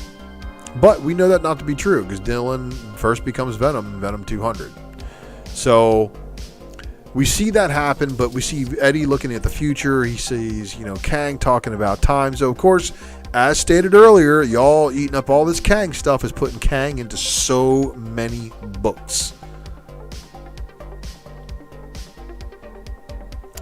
Manny, for a ratio, I'd probably be in, but not above ratio. Below ratio, yeah, I'm probably buying that book. But, so we go back to the book here, and inside the book we see Dylan with Sleeper, who's also apparently been retconned away from where he's at, because Sleeper is literally a sleeper agent on somebody who does not know that they are a symbiote. And that was with Flash Thompson.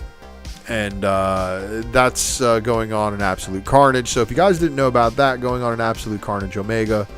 Yeah. Well, now you know. So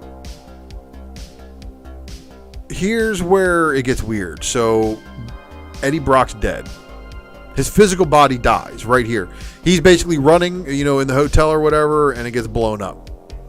And then Dylan comes out and he's taking care of these dudes because basically the symbiote's posing as a human, saves him, and then we have the secondary subject on there, but they're pointing out that Dylan is their primary target, still trying to take him out. But Dylan combines with Venom, and it says the only thing left to do is the thing that we weren't supposed to do. Like, dude, you already combined with him.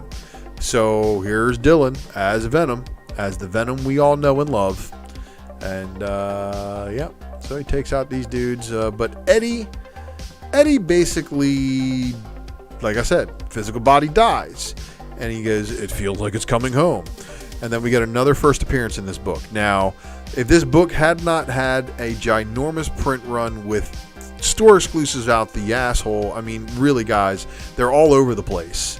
There's so many of these store exclusives that it's going to kind of kill the spec value of this book. But here we go. His name is Meridus. And, he says, "Welcome to my garden." So I don't know what's going on here, but if Meridus is anything, there's something new going on here. So I don't know. Empire, you're right, man. They are inserting Kang everywhere because he's the new MCU thing. So you're going to see that build up happen for years and years and years until Kang shows up. But maybe Meridus right here has some potential. But how are you guys feeling about this new Eddie Brock Venom redesign? His symbiote's a little bit different here. I'm kind of digging it. He's Space Knight again, but it's not Flash Thompson. All right, so that's it for the read pile. We'll see what I can read next week. The Raw Report versus, however, is the questionable variant versus variant. Which of these two books of the 25 copy incentive variety would you have picked up today? I have a feeling more people would be leaning towards that Venom just because nobody's reading the thing. Superlog does make very awesome artwork, though, so I dig the Superlog variant cover. But Bill Sienkiewicz probably taking the cake on this one. Leave me a comment below. Let me know what you thought. And if you thought I was going to leave you, well, I'm not going to leave you out with dope beats, but I'm also going to leave you with some variants to compare. So the battle for next week is Christian Ward versus Mock. Batman, The Secret Files, The Gardener versus the Darkhold Wasp. Both very muted colors. So let me know what you guys think, and we'll line it up for next week and see what shows for final orders and all that other goods. Stick around, because we got some good stuff coming here. So back into the Ultra Maximus speculation matrix, where we're going to take a look at the heat of the week, everybody. And what is the heat of the week? The heat of the week are the books that I think have the most spec potential. We're going to take a look at this list and see what I come up with. So I think the Sumerian, probably going to be a chase book for some people just because of the homage.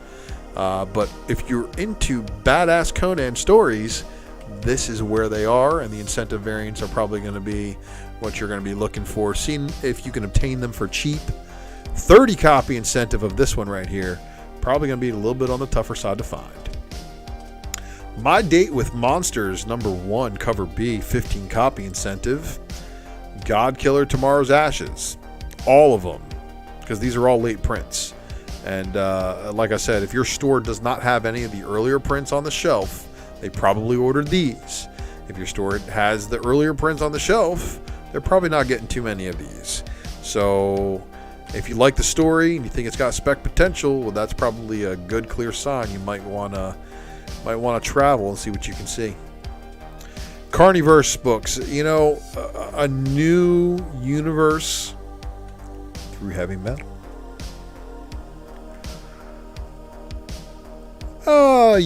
Bell. Yes, everybody likes Bell on Never Never's number one second print. So it's Lost Boys kind of meets Lord of the Flies versus that Mad Max, the third movie. No, not Beyond Thunderdome. It's the is it Beyond Thunderdome, the one where he finds the jet? Yeah, that's the one where he finds the kids in the jet and they get the plane airborne. But anyway, Rick and Morty Corporate Assets number 1, cover B. And then Headless Season 2, 10 copy. North Bend Season 2, 10 copy. And Provenance of Secrets number 1, 10 copy. And of course, these are actually not as easy to come by unless they're a big Zenoscope ordering store. So if you're into these and getting them slabbed, well, good luck on finding them. 25 copy from Magic the Gathering, of course, and then the 50 copy version of the same one done by Dan Mora. Mamo's 10 copy incentive. The 10 copy Inyuk Lee for Mighty Morphin. The 15 copy for Mighty Morphin. The 25 copy for Mighty Morphin. And then the FOC 10 copy, the unlockable variant. Regarding Matter of Oswald's Body, the 25 copy incentive, the FOC reveal variant, and then the other cover D incentive, which I believe is a 1 per store. Unknown Corpse, I like how it says that down there. It's pretty cool, right? And then, of course, the Boys number 1, the Platinum Foil Edition. Did you guys let this one slip by you? And the Gold Foil as well. And then the Boys number 3, Dynamite Edition. Nyx, Besh, Besh, Besh, Besh, Besh, more Besh, but it's Vampirilla. And Inyuk Lee with the 10 copy trade dress, 15 copy Besh, 20 copy Lee Virgin, Besh, Perillo Premium Metal, Besh, FOC bonus Flex and Forstner, RB White, Perillo Limited, Oliver Limited, Kanto Limited Retailer Incentive, 10 copy for issue 4. And then, of course, all 3 of the Transformers, Wreckers, Tread, and Circuits.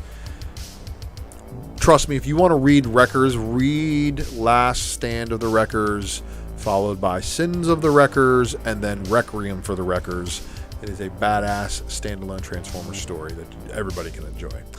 Phenom X number 1, cover B by Mcfarlane, and of course the cover D 1 and 250, incentive. What's the furthest place from here? Yeah, it's got a bunch of books. And then you know what? Honestly, I forgot to put it on there, but the vinyl. Probably going to be a good chase book if that is a good property. The Tedesco variant sold out at some larger retailers too. I wonder if it's just because they all arrived damaged or they're delayed. Or are these B covers really not being ordered? Batman Scooby-Doo Mysteries number 8. And of course, Harley Quinn with Scooby-Doo and Batman all in the same book. That's definitely hitting all the buttons. Black Manta number 3, giving us a cardstock variant cover. That was a wicked one too. Sanford Green killed it there. And then Future State Gotham, obviously cover A by Simone DeMeo. Another Besh for you guys. And then Harley Quinn, the animated series, of course.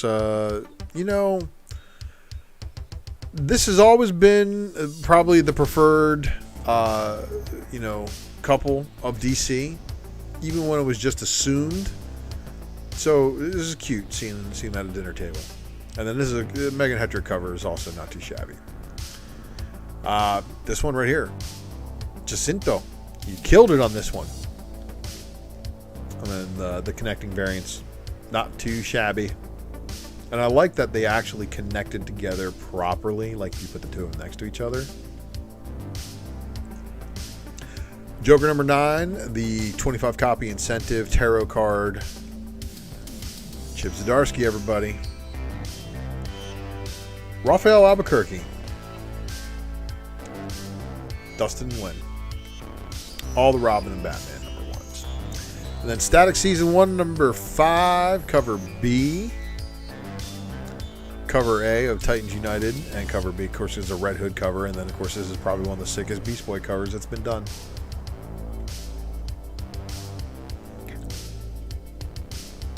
Wonder Woman 781 cover A, Terry Dodson, Rachel Dodson, of course.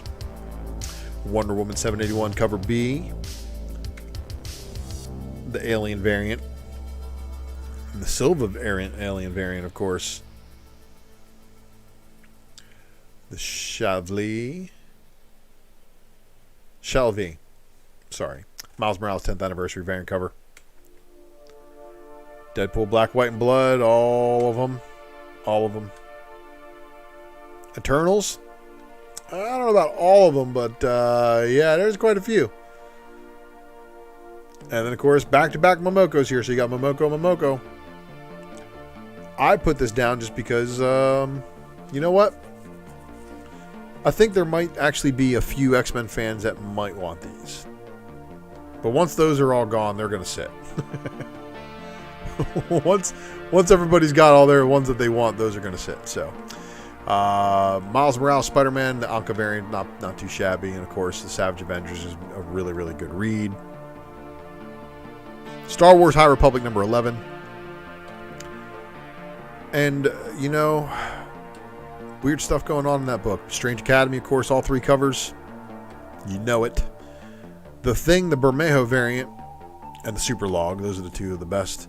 And then the best Venom variants that I thought. But, you know, I even put a few more of them on there that I may not have liked as much, but that is going to do it as I yawn. Yeah, it's getting late. 1:17 in the morning. We're here on the East Coast, so it is now officially the Thursday morning comic book presser in some time zones. But, yeah, you know, this is why I do another show called The Secret Variant, everybody. And that next episode will be dropping this weekend, and I will cover the Final Order cutoff, so you don't have to miss these books. But you know what? If you did miss the Final Order cutoff and you're wondering if you should go back to your LCS tomorrow, first, you're going to subscribe to this channel. Make sure you've done that so you can enter the Ultra Box giveaway when I drop it. But you're going to also want to subscribe so you can check out the variant editions of Spec Matrixes. You're going to also subscribe over there to Drunken Chat, Mighty Mel V's channel, and these other people in my future channels playlist. Please make sure you sub up to all these good people. And then, of course, the next episode of the Wednesday Night Comic Book Presser is going to be action-packed, jam-packed with a bunch of info. And then I think I'm doing a Raw report tomorrow. Think so.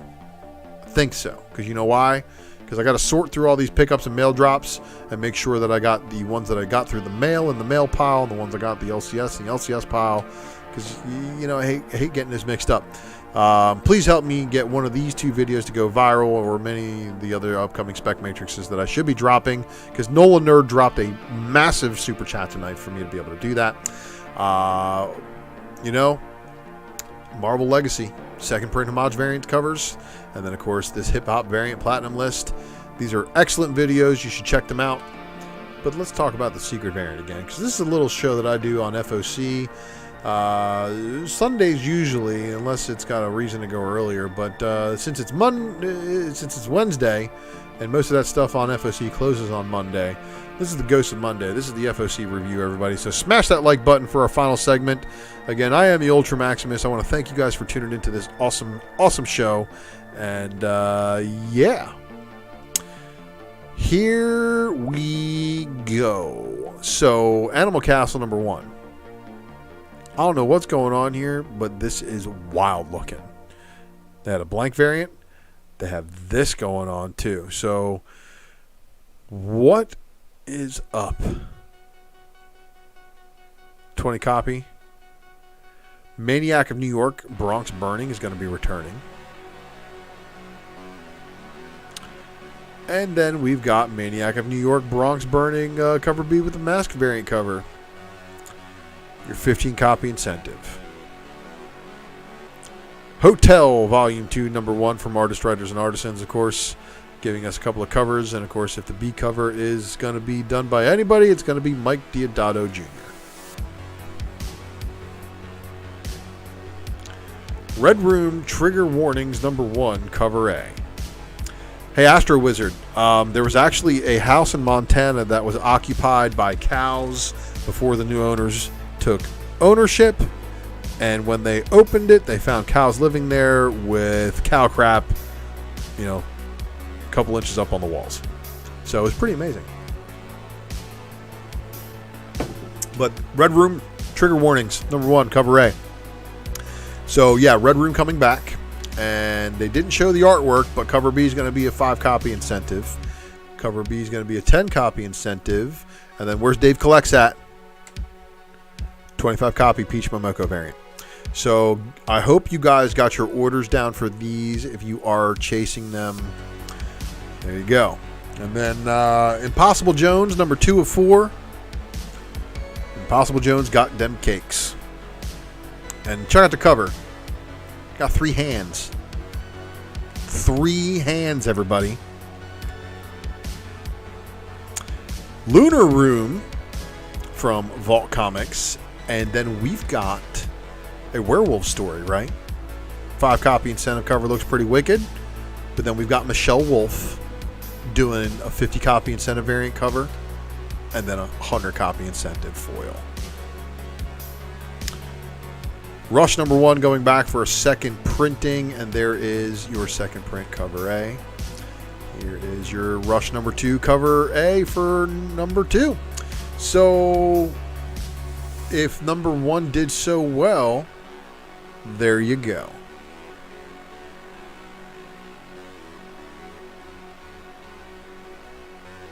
Didn't notice the 3 hands until you said it 3 times. Yeah, well. Did you notice the Viewmaster? Rush number 2 got a cover B. Bell Annual number 25. And this is, of course, the Zenoscope flavor, but we know that there is a genre of collectors who love these and eat them up. And I swear I know that face from somewhere. But anyway, Bell Annual number 25, cover D by Josh Burns. And then the cover E. And then the John Royale Grim Fairy Tales Presents Quarterly Holiday 2021 cover B. Grim Fairy Tales Quarterly Holiday 21 cover C. And then the Grim Fairy Tales number 55 cover C. I like this one just because of the details on the car. Cover D. And then, okay, so Grim Spotlight Hellchild. So I don't know what's up with this character, but something's up here. Because here is your cover that looks straight like a Saya Ohm lift, but it's not Saya Ohm. And then here is your cover C by Towel. And hot damn is right. Berserker number 6. So we're halfway through the 12-issue miniseries, and here's your cover C. Here is your cover D by Fernandez, the foil variant cover. You get a 25-copy version of that cover there, and then Kirkham is going to give you a 50-copy incentive.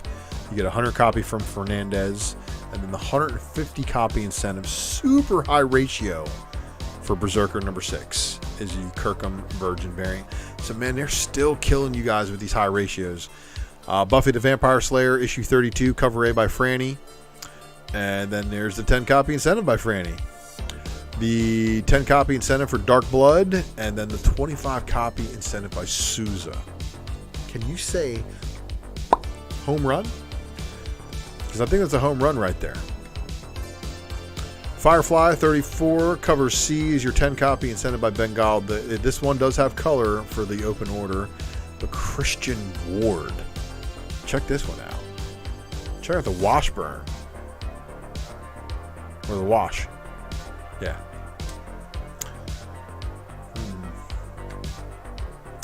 Firefly Holiday Special. This is your cover C foil intermix variant cover. So you have this artwork open order on a cover A as well as a foil, but then they said, oh wait, we're going to give you a 10-copy incentive version as well.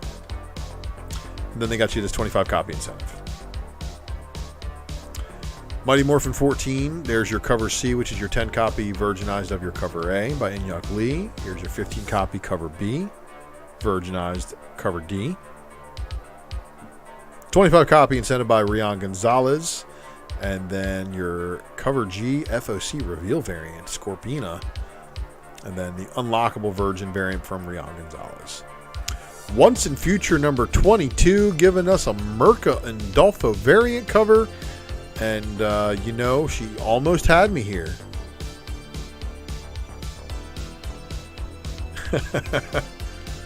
So, she almost had me here. I'm sorry about that, Uzu. I'm really sorry, man. The Once in Future number 22 by Merca and Dolfo. If I could define and see clearly if that was red hair, she would have had me. And I'd be screwed. But anyway, Sir Edward Grey Archeron number is a one-shot.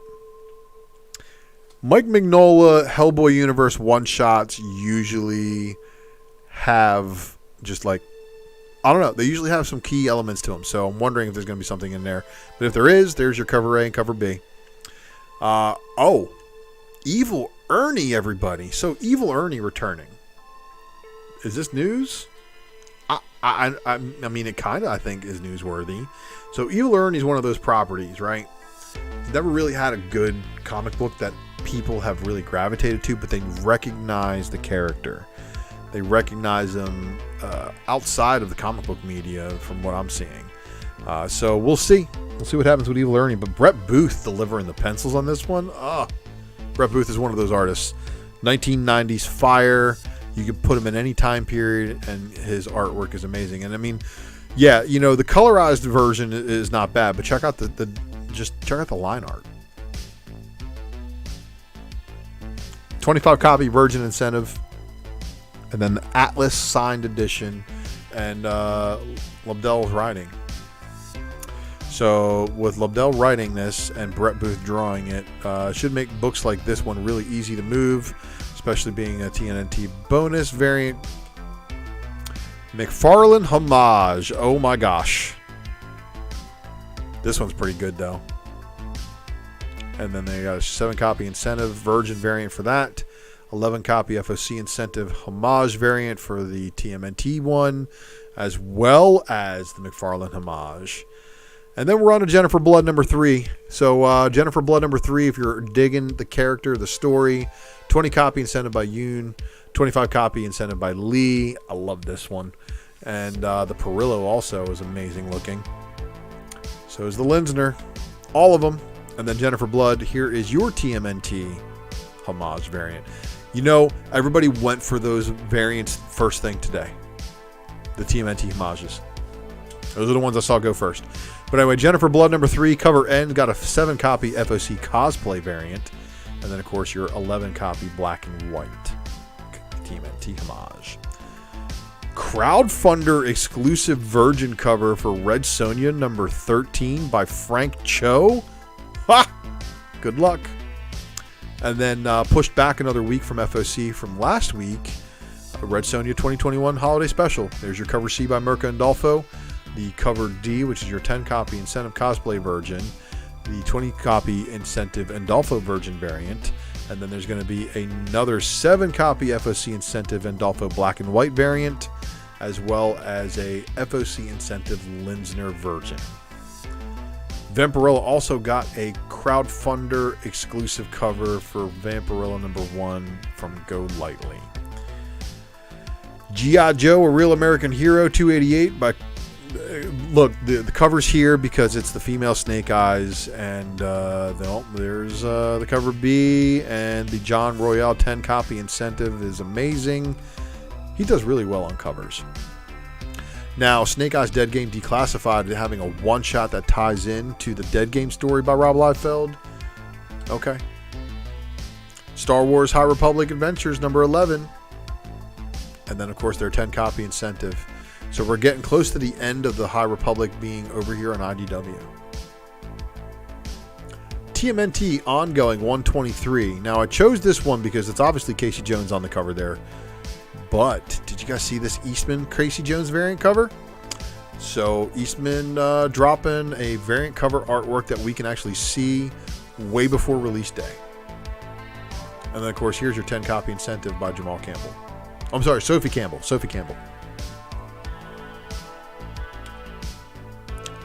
Transformer Shatterglass number 4, cover A by Alex Milne. And if you guys are astute and you know your Jim Lee covers, you know that this is actually a Jim Lee homage.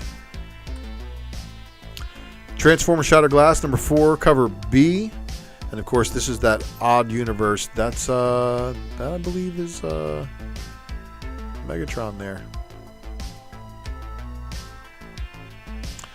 And then here is your 10 copy incentive by Sarah Petrie de Rocher. Attention seeking geek, good morning to you, my UK friend. No, man, I appreciate the well wishes, my good Sarah. I really do. Deadly Class, number 49, cover B by Joelle Jones. And Comic Boom. I've got a present for you. Since you've waited so very patiently and haven't blown up my IG messages and been like, yo, man, where's my giveaway you promised that I lost, that I refound? I've got a JG Jones giveaway that's coming to you for your patience, sir. So if you're listening, that's going out to you, good sir. And don't forget to check out this Deadly Class cover, because wow. Wow. Firepower by Kirkman and Samney, of course, number 18. And then Hellcop being pushed back another week on FOC again. And this, of course, is your Hellcop number 2, variant cover C. So it's got another variant cover in the mix. Don't confuse it. King of Spies, number 1. I like these 3 different covers specifically. Me, You Love in the Dark, number 5 of 5. So that's going to be the final issue of this series. We'll see where it goes, see if it makes it into the read pile. Silver Coin, number 7, cover A, because it's recommended by my LCS. That's why I put those on there. And then Arkham City, The Order of the World, number 3, cover A and cover B. So if Solomon Grundy is running from Azrael in this story. So here we go, everybody. The new chapter written by Williamson is what everybody was asking for earlier in this episode. Here is your Matina cardstock variant cover for Batman 118. Oh, but wait. When the Mcfarlane homages just couldn't be left alone to an ASM 300 homage, they had to do a Spider-Man number 1 homage over here for Batman. And that, of course, is number 118 with the 1 of 25. Here's your 1 in 50 jock incentive, negative space, black and white, whatever you want to call it. But then they decided to do a open order cover E by Victor Bogdanovic with the trade dress on it. It's a retro trade dress. But there's a 1 in 100 foil, silver foil cardstock, and then a 1 in 250 gold foil cardstock variant cover. So good luck to you guys there. Batman Annual 2021, they're giving you this one right here with a Ghostmaker variant cover for the cover B. But of course they do advertise the Ghostmaker Saga concludes. Batwoman, yeah, you know. Batwoman Catman, because that's what their daughter is. She's Batwoman Catman. But Batman Catwoman number 9 of 12, cover A by Clayman. The Jim Lee cover is also not too shabby, but I really like that one there. Batman Fear State Omega number 1, however, cover B by Simone Bianchi. James Tynion, This Is What You Want. And then here's the Jorge Jimenez cardstock variant cover. The number 10 Federici variant for Batman Urban Legends. Again, very heavy Azrael presence lately. Batman Urban Legends number 10 with cover C by the Bengal, which is showing the Batgirls going after Nightwing. Crushing Lobo number 7 got him licking the bomb. And then here is the Forbes variant cover. Dark Knights of Steel number 2, Middleton. Angry Wonder Woman swinging a sword. Soul Plumber. Cover A looks wicked. I mean, I can't lie. This dude is getting a Slurpee. And then cover B also not too shabby. A lot of people really liking the horror stuff being back at DC too. Detective Comics number 2021 annual cover B by Fabok also hitting. Green Lantern number 9, however, cover A by Bernard Chang. Alex Sinclair, also Fuego. How much? Yeah. I am out of time on the music. Look at that. So just in time. Let me switch here.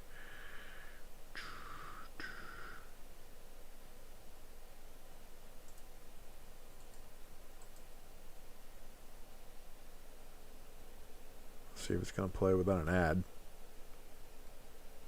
It is. Oh, no, it's not. All right, skip them ads.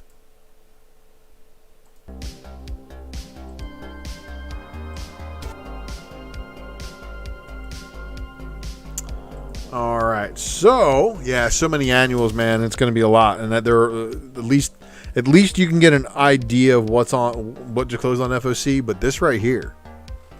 So since Green Lantern number 6 Or Green Lantern number 6 or number 5 is where Jessica Cruz became a Yellow Lantern. But they've been heavily focusing on Teen Lantern and our Far Sector Green Lantern lately, in case you haven't noticed. Even Simon Baz has been kind of like pushed to the wayside. But this is a really cool variant cover. If you're a fan of Green Lanterns, it's probably a big one for you. Joker Annual, the Dan Hip variant. Wow. Joker Puzzle Box, cover A by Chip Zdarsky. And then the cover B. Justice League Dark getting an annual as well. The cover B cardstock variant is the better of the two in my opinion. But it's kind of cool to see the team. Very interesting lineup. And then of course Justice League Incarnate number 2. And then cover 2, cover B. And you know, the cover C, 125, also not too shabby. So focusing again heavily on Etrigan. And at first glance, yeah, I thought the same thing you just thought too. But it's an animated one, you dirty-minded people. But Justice League Infinity number 6 of 7. And she has an outfit on, everybody, okay? Nightwing 2021 annual, and this is pretty cool because this is showing another... Like I said before, there's not too many situations where it's Red Hood and Nightwing together. The two of them never really got along. So the fact that they're pushing a relationship between the two of them now, kind of interesting. So if you're into that, well, there's that beat cover for you. Now, Nubia and the Amazons. This is amazing. That's cover A. And then here is your cover B. 1-star Squadron. Yep, not an all-star, just a 1-star. There's your cover B. It's a 6-issue miniseries, so we'll see how that goes. Robin and Batman 2, cover B by Raphael Albuquerque. The Robin Annual, however, the cover A, Jorge Corona, and the cover B, I think the cover A is probably going to be a little bit of a hit. Yep, just calling it now. Of course, Static Season 1, number 5. There's your cover A. And then here is your cover B.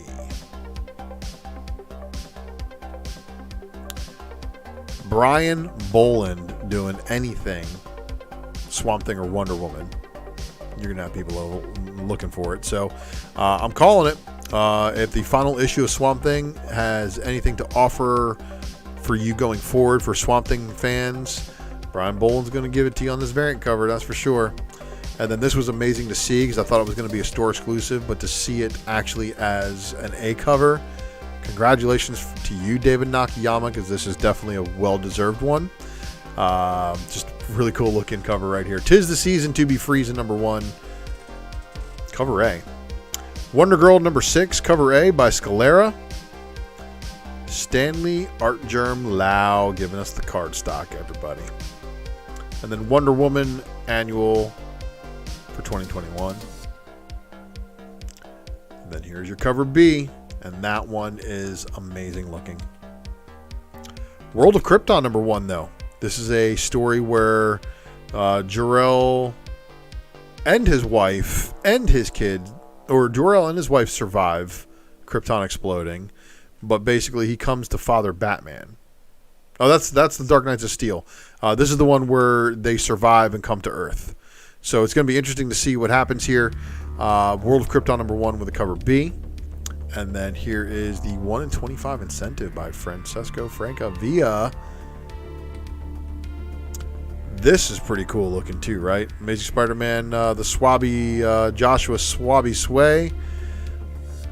Devil's Reign variant. Avengers Forever number 1 with the Daughterman variant cover. Avengers Forever number 1 with a Scalera variant cover.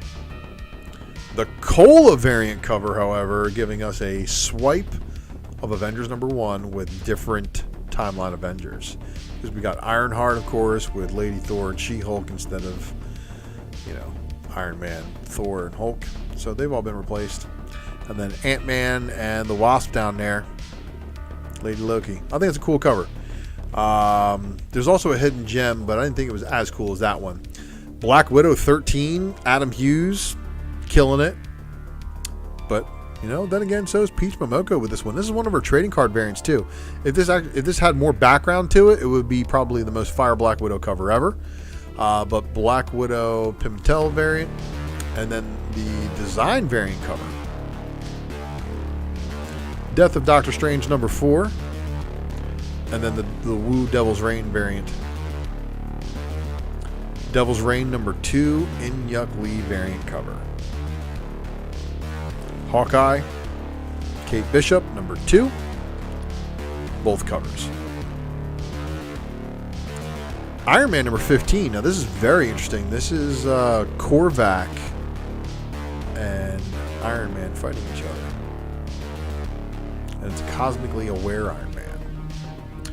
Iron Man number 15, the Chew Devil's Reign variant, though, is what? Dr. Octopus. King Conan number 1. So finally we get the King Conan story everybody's wanted. I guess Marvel is listening to Drunken Chat and hearing me gripe about King Conan not being done. Marguerite Sauvage giving us the variant covers. Stan Sakai giving us one of the variant covers. Stephanie Hans giving us a variant cover. And then Garcin giving us this one. Malieve. And then the other incentive. There's also going to be a Bushima Hidden Gem. Phoenix Song Echo number 3, and then the Chris Bocciolo variant cover. Star Wars Dr. Aphra number 17, Crimson Reign tie-in, I'm sure. Star Wars High Republic Trail of Shadows number 3, and then just keep an eye on these variant covers. And of course, if Perel's doing one, you know it's probably going to be fire. Sword number 11. Continuing to see where this is going. And Abigail Brand finally getting a variant cover for all to herself. Has she ever had a solo cover before? Thor number 20. Simone Bianchi giving us another variant cover for that one. And then Wolverine with a very interesting The Island is Alive variant. Gist needs to do more work. And then X-Men number 6, Pepe Larraz cover with Captain Krakoa. I have a feeling Captain Krakoa is just Cyclops, but we'll see. And then apparently there's going to be a Pepe Larraz variant, which I'm wondering what it looks like, because that's supposedly your incentive. And then X-Men Trial of Magneto number 5 of 5, showing Scarlet Witch and Magneto doing a dance. And then on the Dodson variant cover, it shows a bunch of people fighting each other. Interesting enough. That's going to do it for the FOC review. Smash that like button, everybody. I want to thank you all for watching the Wednesday Night Comic Book Presser. Hope to see you on the Secret variant. But make sure you're subscribed to the channel. Leave me a comment. And I will see you all next week. Thank you again for watching. Let me tune back into the chat real quick. Send you all on out.